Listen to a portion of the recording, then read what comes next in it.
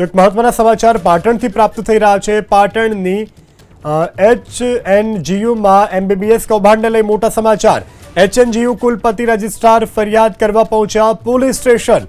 મહત્વના સમાચાર મળી રહ્યા છે પાટણથી કે જ્યાં સમગ્ર જે MBBSનું પ્રકરણ હતું તેને લઈ અને સમાચાર મળી રહ્યા છે। MBBS કૌભાંડને લઈ અને પાટણ HNGUમાં કુલપતિ રજિસ્ટ્રાર ફરિયાદ કરવા માટે પોલીસ સ્ટેશન આવી પહોંચ્યા છે। હાલ ફરિયાદ કરવામાં આવી રહી છે। તપાસ ટીમના અહેવાલ અને શંકાસ્પદ નામ પોલીસને સોંપવામાં આવશે। તો યુનિવર્સિટી તરફથી અપાયેલા શંકાસ્પદ નામની પોલીસ તપાસ કરશે। તો પ્રથમ વર્ષમાં પુનઃ મૂલ્યાંકનમાં નાપાસ વિદ્યાર્થીઓને પાસ કરવાનું જે કૌભાંડ છે તે થયું હતું, તરવહી બદલી નાપાસ વિદ્યાર્થીઓને પાસ કરવાનું થયું છે કૌભાંડ।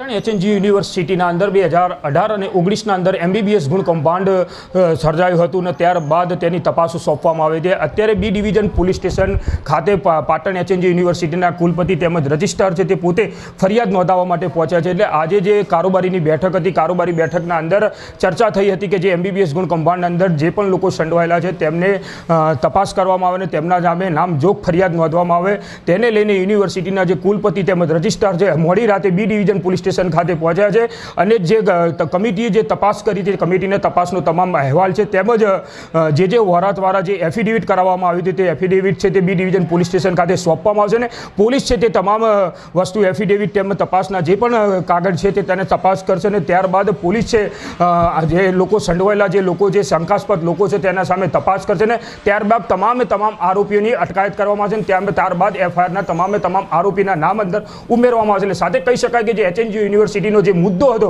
ઘણા સમયથી લંબાઈ રહ્યો હતો અને જે ગુણ કૌભાંડ થયું હતું તેને લઈને યુનિવર્સિટી છે તે એક્શન મોડમાં આવી છે અને કુલપતિ તેમજ રજિસ્ટ્રાર છે તે મોડી રાતે બી ડિવિઝન પોલીસ સ્ટેશન ખાતે ફરિયાદ નોંધાવવા માટે પહોંચી છે। એજાજ મંસૂરી, ABP અસ્મિતા, પાટણ।